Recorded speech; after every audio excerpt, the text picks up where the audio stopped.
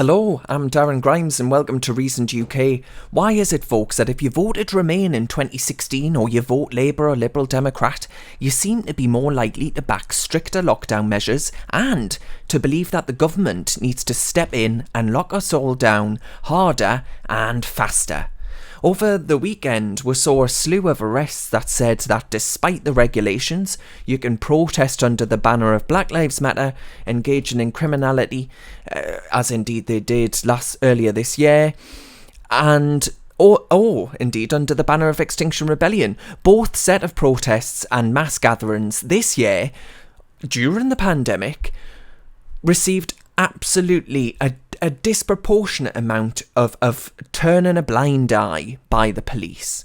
Whereas those protesting that have seen the closure of their businesses, the loss of their jobs and their livelihoods, or older people, for example, protesting restrictions that have no doubt limited almost every area of their life, basically suggesting that their grandchildren are nothing more than vectors of the virus and you shouldn't hug them and hold them, denying older people of their agency in what could be their last days, months or years on this planet, denying them their ability to determine, to actually decide as rational sentient beings their own risk in life.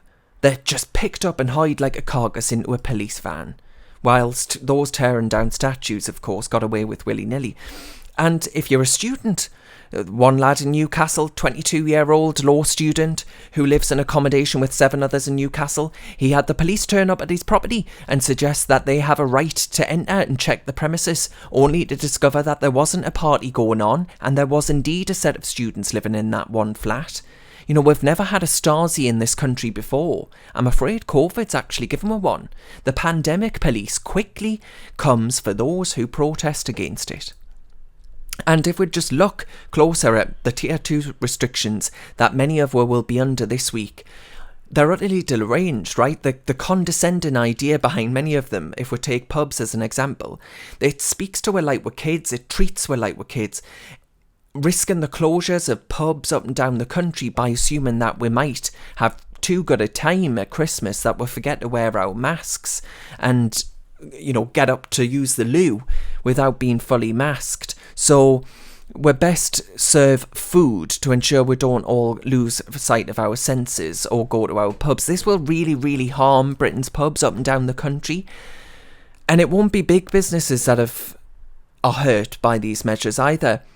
You know, you've got gains increasing their wealth and market share during this pandemic. Online retailers like Amazon have mopped up while sales on the high street have plummeted.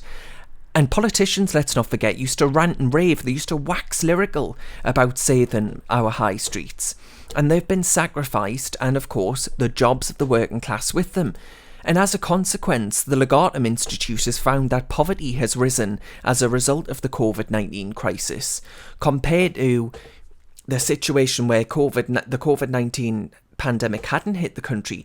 440,000 more people were in poverty in summer 2020 and 690,000 more people in winter 2020. The jobs miracle of the Conservative government since 2010 destroyed, decimated, and with it giving people jobs, lifting people out of poverty down the Swanee.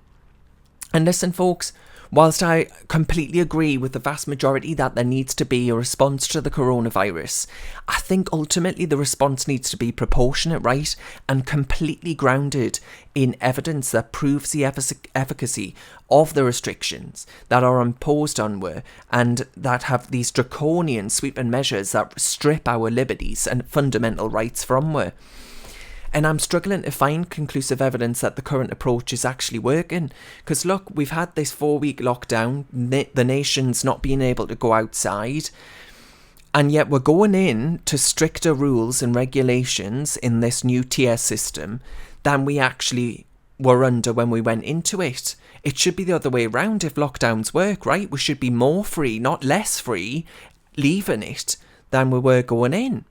And childhood vaccinations, they've plummeted. Cardiovascular disease outcomes have worsened, cancer screenings and treatments were missed, surgeries have been postponed, and mental health has deteriorated and disproportionately hurt the working class during the lockdown strategy.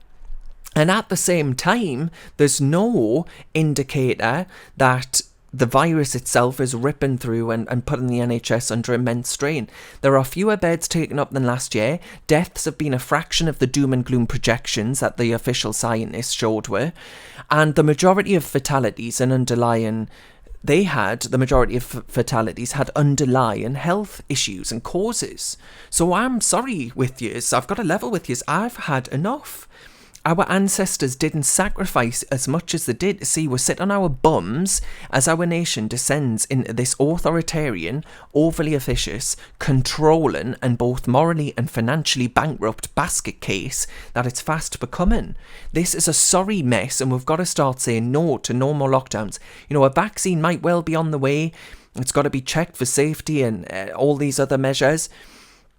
But the government might use the vaccine to say, right, well, one last push, one last heave. I'm sorry, the nation can't take one more heave. How many more people are going to lose their lives to mental health issues, to committing suicide and all the rest of it? How many more families are going to be pushed into poverty? How many more kids are going to go without crucial education, which will impact their later years in life? And you know, lack of education means you're more likely to get into crime and joblessness later in life. There are so many ways in which this disproportionate response to this virus is actually harming so many other areas of our lives. And as I say, I don't think our ancestors, like my granddad, who served in Korea, served in the Korean War, fighting for the values that our flag, the British flag, the Union Jack, represents around the world, democracy and freedom. He didn't sacrifice 2 years of his life abroad to see the likes of South Korea become the open and prosperous economy that's free compared to the North Korea obviously being an absolute authoritarian hellhole. People like my granddad wanted this nation to remain free and for others to enjoy the fruits and the fundamental rights that the UK is proud to champion. I'm afraid we're at risk of riding roughshod over the very values that people like him fought so valiantly for. I'm Darren Grimes for Reasoned UK.